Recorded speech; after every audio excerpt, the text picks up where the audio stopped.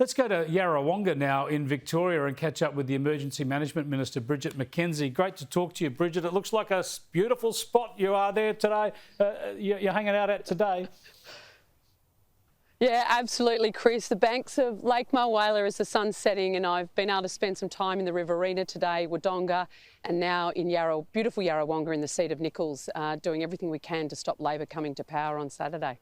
Well, things would be pretty happy around there because the chock-a-block, the dams are full. There's a lot of water in the river and people can see good times ahead. But how much concern is there where you are and around the rest of the country about the stubbornness of wages, the fact that real wages, as we've seen today, are definitely going backwards, even though we've got such low unemployment? Yeah, Chris, I think the wage figures out today shows that whilst wages are improving over time, those cost of living pressures due to the rising inflation, thanks to situations obviously in Europe and supply chain issues globally, are taking their toll on the household budget. And Australians are very, very focused on how they're going to actually make sure they feed their families and make sure they've got great job prospects into the future. And that's part of our plan for obviously rural and regional Australia. The Liberal and the Nationals have got a raft of measures and initiatives over the next decade to actually back in great careers out here in the region. I was in Wagga Wagga today announcing research into agriculture and virology to actually really power industry into how keep some of those exotic diseases out of our country. And so it's by investing in those sort of things that grow local economies and make sure that we're world-class industries developing right here at home in the regions. But listening to Albo today... Well, I was going to switch to forget the Wuhan Institute of Virology, the Wagga Wagga Institute of Virology. Hope that it does a better job. That's now, right. I wanted to talk about Albo because, like it or lump it, the electorate knows what your economic management looks like because they've seen it in place for almost a decade. I want to show you what John Howard had to say today about the opposition leader and how voters are assessing him at the moment.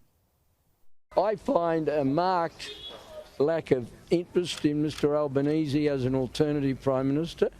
I think there's a growing feeling in the community that he's not quite up to the job. It is quite a hard job.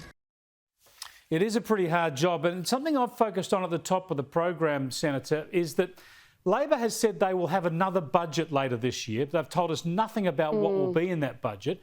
And Anthony Albanese today said that he, in government, he's going to have a summit that he told us about, a summit with all the interested parties in the economy, and he's going to craft a new agenda for the economy. Now, shouldn't he have crafted that before the election, and shouldn't he be sharing it with everybody now? Yeah, absolutely, Chris. I mean, I think the way the Labor Party is attempting to sneak into office this Saturday is appalling.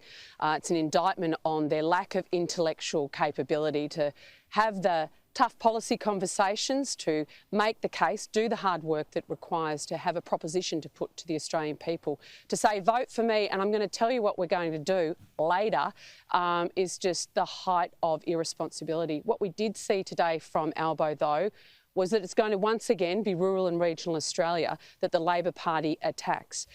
He's already cutting and gutting $750 million out of programs that fund projects, community, local projects in places just like Yarrawonga here. So if that's what he's doing and said in the National Press Club, before he's had to check it with Adam Band, before he's had to check it with the Climate 200 independents, I mean, heaven knows what the impact will be on rural and regional Australia if Albo's successful on Saturday.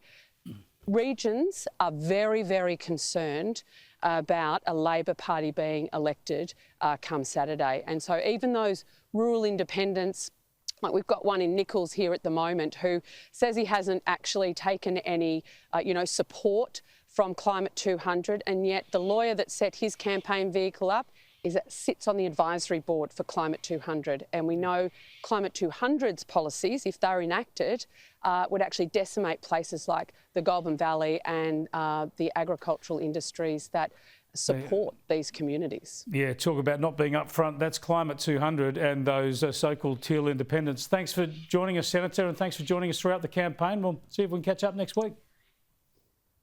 That'd be great, Chris.